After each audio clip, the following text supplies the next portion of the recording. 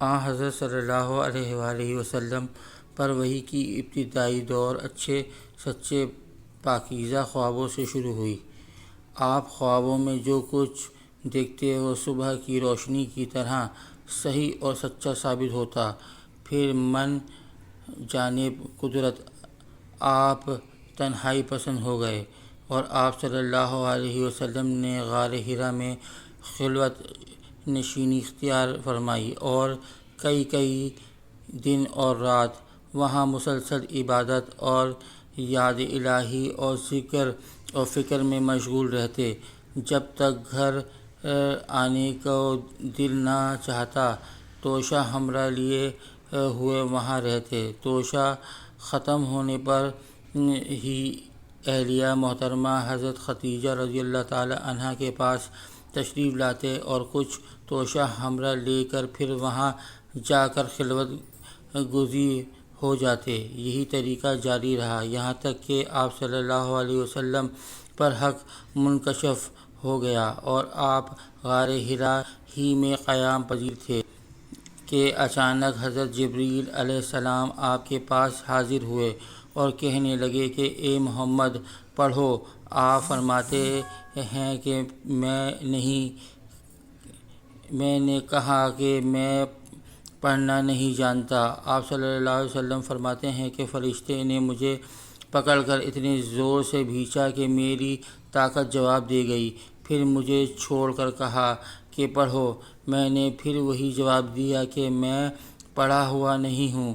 اس فرشتے نے مجھ کو نہایت ہی زور سے بھینچ کر مجھ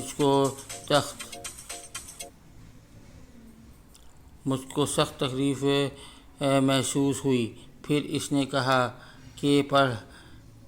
میں نے کہا کہ میں پڑھا ہوا نہیں ہوں۔ فرشتے نے تیسری بار مجھ کو پکڑا اور تیسری مرتبہ پھر مجھ کو بھینچا، پھر مجھے چھوڑ دیا اور کہنے لگا کہ پڑھو اپنے رب کے نام کی مدد سے کہ جس نے پیدا کیا اور انسان کو خون کی پھٹکی سے بنایا۔ پڑھو اور آپ کا رب بہت ہی مہربانیاں کرنے والا ہے۔ پس یہی آیتیں آپ حضرت جبریل علیہ السلام سے سن کر اس حال میں غار حرا سے واپس ہوئے کہ آپ کے دل اس انوکھے واقعے سے کانپ رہا تھا۔ آپ حضرت خدیجہ کے ہاں تشریف لائے اور فرمایا کہ مجھے کمبل اڑا دو۔ لوگوں نے آپ کو کمبل اڑا دیا۔ جب کہ آپ کا ڈر جاتا رہا تو آپ نے اپنی زوجہ محترمہ حضرت خدیجہ رضی اللہ تعالی عنہا کو تفصیل کے ساتھ یہ واقعہ سنایا اور فرمانے لگے کہ مجھ کو اب اپنی جان کا خوف ہو گیا ہے۔ آپ کی اہلیہ محترمہ حضرت خدیجہ رضی اللہ تعالی عنہا نے آپ کو کی ڈھارس بنائی اور کہا کہ آپ کا خیال صحیح نہیں، خدا کی قسم آپ کو اللہ کبھی رسوا نہیں کرے گا۔ آپ تو اخلاق فاضلہ کے مالک ہیں، آپ تو کنبہ پرور ہیں، بے کسوں کو بوجھ اپنے سر پر رکھ لیتے ہیں اور مفلسوں کے لیے آپ کماتے ہیں۔ مہمان نوازی میں آپ بے مثال ہیں اور مشکل وقت میں آپ امر حق کا ساتھ دیتے ہیں۔ ایسا اوصاف حسنہ والا انسان یوں بے وقت ذلت اور خواری کی موت نہیں پا سکتا۔ پھر مزید تسلی کے لیے حضرت خدیجہ رضی اللہ تعالی عنہا آپ صلی اللہ علیہ وسلم کو ورقہ بن نوفل کے پاس لے گئیں، جو ان کے چچا زاد بھائی تھے اور زمانہ جاہلیت میں نصرانی مذہب اختیار کر چکے تھے اور عبرانی زبان کے کاتب تھے۔ چنانچہ انجیل میں بھی بے حساب منشائے خداوندی عبرانی زبان میں لکھا کرتے تھے۔ انجیل سریانی زبان میں نازل ہوئی تھی، پھر اس کا ترجمہ عبرانی زبان میں ہوا۔ ورقہ اسی کو لکھتے تھے اور وہ بہت بوڑھے ہو گئے تھے، یہاں تک کہ ان کی بینائی بھی رخصت ہو چکی تھی۔ حضرت خدیجہ رضی اللہ تعالی عنہا نے ان کے سامنے آپ کے حالات بیان کیے اور کہا کہ اے چچا اور بھائی، اپنے بھتیجے محمد صلی اللہ علیہ وسلم کی زبانی دراز ان کی کیفیت سن لیجیے۔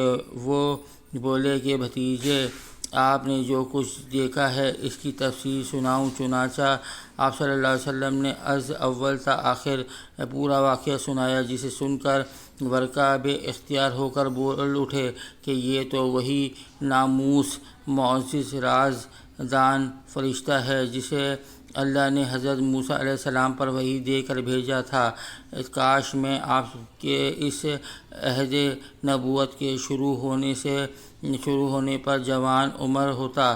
کاش میں اس وقت تک زندہ جب تک کہ آپ کی قوم آپ کو اس شہر سے نکال دے گی۔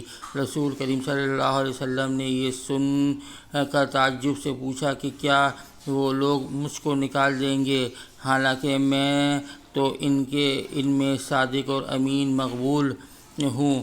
ورقہ بولا، ہاں یہ سب کچھ سچ ہے، مگر جو شخص بھی آپ کی طرح امر حق لے کر آیا، لوگ اس کے دشمن ہو گئے ہیں۔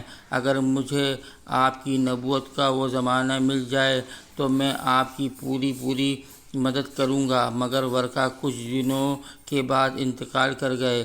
پھر کچھ عرصے تک وحی کی آمد موقوف رہی۔